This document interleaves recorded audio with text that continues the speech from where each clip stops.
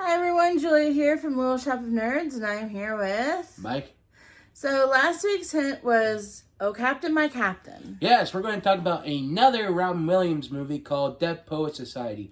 If you have not seen this film, you're living under a rock. Yeah, this movie came out in 1989, and it really showcases Robin Williams' Dramatic works. Yeah, because we all know him for his comedies, but he can be serious when he needs to be or wants to be. Or kind of like Adam Sandler. Yeah, and like if you haven't seen him in, I think I know what was it. There was one time he guest on Law and Order SVU, and he was, and his character. Oh my God.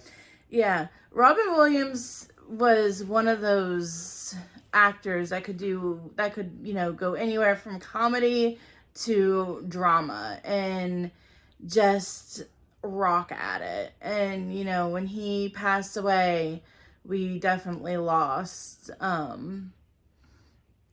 really good actor, and it broke my heart when I found out that he had passed away. Same here. And anyways, we're going to get right to it. This movie came out in 1989. It's pretty much a movie about Robin Williams is a teacher at a all-boys boarding school. Preparatory school. Preparatory school, either way. Boarding school, both, same thing. Yeah, and it's underneath the Catholic Church. Yeah, so everything that they did was basically like before they ate, they said a prayer. It was just, everything seemed to revolve around, they had some sort of religion and something. So like they said, they would say prayers. I'm sure they had mass that we never saw. Most of them were doing Latin. Yeah, they were learning Latin. They had to hide that they were smoking. Back in the 80s, it really wasn't that uncommon to see kids under the age of 18. Well, that was 21, but underage smoking, it was a lot easier back in the day to get cigarettes. And I think this takes place, in the 60s or so, or the 50s, roughly? I think so, yeah. Because how they were dressed and the cars and everything. Yeah. What it is... And how they were smoking everywhere. Yeah. Parents were... Yeah, and like I said, Robin Williams plays a teacher, a poetry teacher, and what he does is he's teaching kids poetry, but the reason why to feel for the feelings of everything. Also challenging, authority, challenging everything. Pretty much we learn in life, pretty much. Yeah, he had actually gone to that school too when he was a student.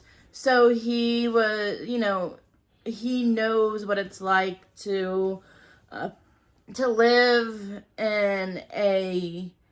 Because most of the people at this school, most of them are rich boys. And a lot of them have their lives planned out for them. Like, you're going to go to this school, you're going to graduate with this, you're going to go to this college, and you're going to become this. So, like, one of the boys named Neil, his father, who is played by Kurtwood Smith, told him, you are going to become a doctor. Like, you are not going to be able to you can't do what you want to do. You're going to graduate and go to medical school and become a doctor. Yeah, and part of the film he says, well, my dad doesn't make much money as the other kids. I'm like looking at his house, I'm like, bullshit. Well, things weren't as expensive as they were. I know, right? Or as they are now. So, that house they probably lived comfortably. Yeah, and the dad had an office. Yeah. But besides that, what was it? I think I watched a movie, right? It was from the 60s, and I forget what it's about. It was about a big family. They bought food. They took, 3 or 4 carts full. It cost like $100 and some. I'm like, all that for $100 some? Yeah. And I'm like, and I go to the grocery store today, I only get 12 to 13 items, and I'm like, That's $100. Yeah. Things are getting out of hand now, but we digress. So, when the movie starts, Neil gets paired with this new kid, whose name is, I do believe, Todd Anderson. And the problem with him is, like, he can't read very well. Yeah. And he's also only going to that school because his brother did. And I don't really think he wanted to be there. No. But, he's just he kind of gets invited into Neil's friend group. But his dad or his other friends come in, the friends that Neil has made, and they're talking. And his dad comes in, he's like, hey, you're going to have to drop the annual, which is the newspaper, the school newspaper. And Neil's like, I don't want to drop it. And he basically pulls him out in the hallway and tells him, how dare you challenge my authority in public like that? And I'm like, oh boy, that's from the 50s and 60s. Oh, that's really fun. Yeah.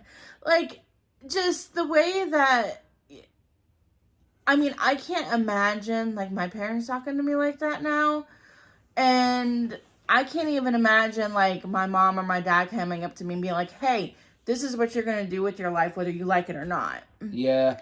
And there was one part where Kurtwood Smith's character says, you made me out to be a liar? I'm like, well, it's the 60s and 50s. All men were liars during that time. Yeah, that was later on in the series, or in the movie, wasn't it? Mm-hmm. Yeah. So, we just see them going through, like, school.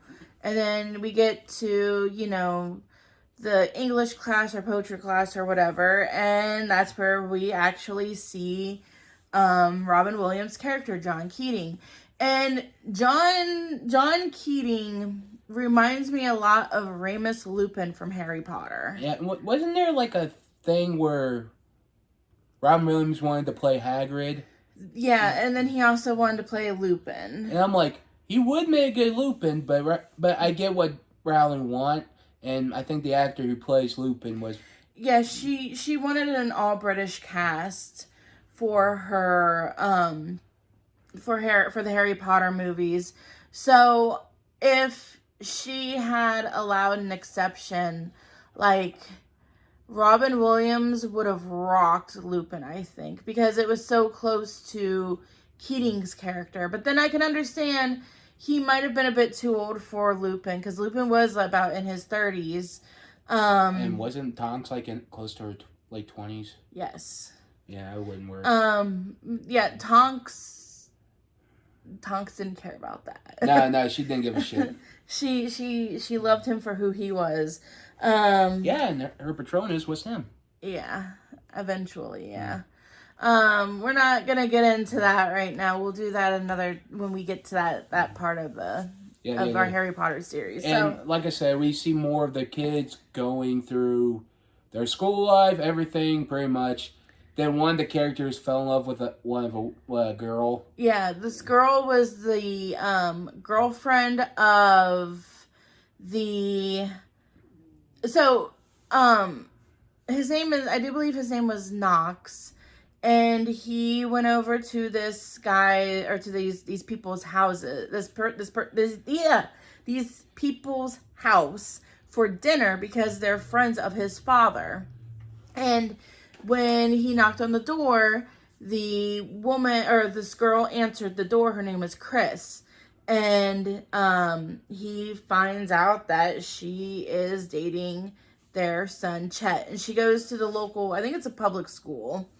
But he sees her and he basically falls in love with her. And then he's just like, well, there's nothing that I can really do because she's pretty much engaged to, the guy that she was with. But that kind of doesn't stop him. No. Because you do see him try to pursue her multiple times throughout the movie. Yeah, and I would say that's I get back then it was maybe romantic, but now I'm like, it's a little creepy. But then I can kind of see it from the standpoint of where he goes to an all-boys school. and he might not know how to interact with girls. That too, and besides that, It kind of gave me like Revenge of the Nerds vibes, where it doesn't seem like that they had talked to any girls when they were in high school, and then as soon as they got to college, they were just like, oh, all these girls around. I like that one. Yeah, but and then he assaults her. But I do know at the end of the Revenge of the Nerds, Gilbert gets a nerd girlfriend. I'm like, oh, that's sweet. Yeah. So But back to the point. Yeah. So they eventually find John Keating's senior book or yearbook or whatever, and they saw that he was in a group called the Dead Poets Society. So what do they start doing? They revive it. Yeah, and they write their own little poems. They read some others. They just talk, goof around, and what was it? I forget his name. Which one? He calls himself Wawando. Oh, that would have been was that Knox? No, I think that was another guy.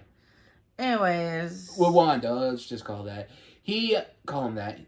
He pretty much digs digs the club, everything. He kind of likes to get into trouble. Mm-hmm. And even parts in his class where he's making jokes, he's like, and Mr. Keegan's like, no, but thanks for playing. Yeah. So, Robin Williams definitely brought, like, his comedy into it. But being also sincere, too. Yeah. So, Neil finds out that he has a love for acting. So he did, Midsummer Night's Dream. Yeah, he auditioned and got the lead role.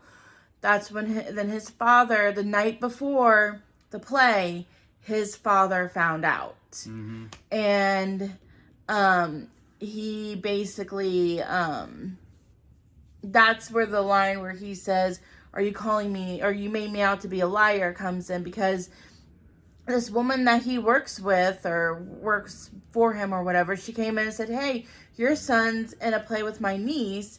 And he goes, "That's not possible." And then he finds out that it's true, and then he's like, "You're making me out to be a liar." Yeah, pretty much being a dick. Yeah. And he told him that he had to quit. And he goes to Mr. Keegan and saying, telling him, saying that if I do this, I'm just being what he wants, and I don't, but maybe. And Mr. Keegan said this, he's like, but you'll still be acting. You're be acting the doable son, whatever it's called. Mm-hmm. Yeah, the basically obedient son. And like, we don't see a whole lot of Robin Williams in this film, but when we do see him, you see how much the students respected him and the positive changes that he makes in their lives. So the next night, he doesn't quit the play. He goes and he is in the play, performs beautifully. His friends and Mr. Keating are there. Then his dad shows up, and he takes him home, back to their home, and basically says, "Hey, tomorrow I am withdrawing you from Welton, and you're going to a military school. Then you're going to go to, I can't remember what college. It was Harvard. He's like, then you're going to go to Harvard, and then you're going to go to medical school." And he's like, "But Dad, that's another 10 years. And he goes, he says, "I don't care." And he's like, "Well, what about, what I feel, what I want to do?" And he's like, "Okay, well then, how do you feel?"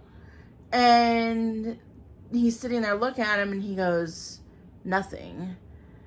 And they go to bed, and then eventually Neil does go and he kills himself. He shoots himself in the head. Yes, and pretty much everyone hears out. Pretty much the school wants to find someone to blame, and they want to blame Mr. Keegan, which I'm like... Yeah, so my cat just threw up. Ugh. So that's lovely. Mm-hmm. Okay, anyways.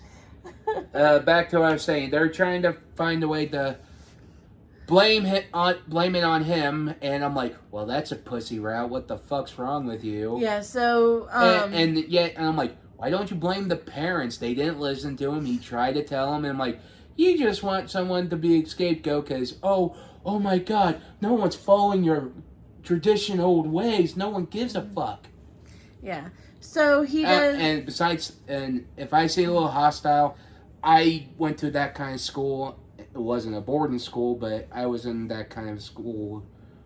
You went to a Christian school. It was like that. Yeah, but I didn't go to a boarding school, so it was a lot of rules. Pisses me off. So Yeah. So they end up blaming Mr. Keating for it, and they fire him. So kind of like when I say that it's kind of like Remus Lupin from Harry Potter. It's Mr. Keating didn't really last for a year, whereas Lupin lasted for the whole year. But the way that Keating changed their lives was kind of like the same way that Lupin changed the other students' lives. Yeah. Yeah, and what was it? At the end, the principal comes teach Keegan's class, and everyone. Well, a lot of the people in the class got up on their desk and said, "Oh, Captain, my Captain." Showing what Keegan taught him. Yeah. So, because at the beginning, they were reading this introduction to poetry, and he had them rip it out. So, when the principal came in, he's like, well, we're going to start all over. He's like, I want you all to read the introduction to poetry. And they're like, well, we can't because it's been ripped out of our books.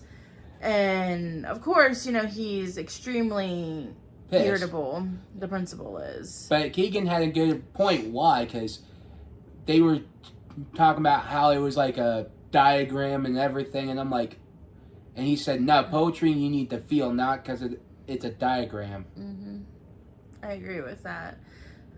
But this is a 2-hour and 8-minute movie. And so right after that, right after they all stand up on their desks, that's where it ended. I noticed that though the only kid from that friend group is the Meeks kid, Cameron. He was the guy with the glasses.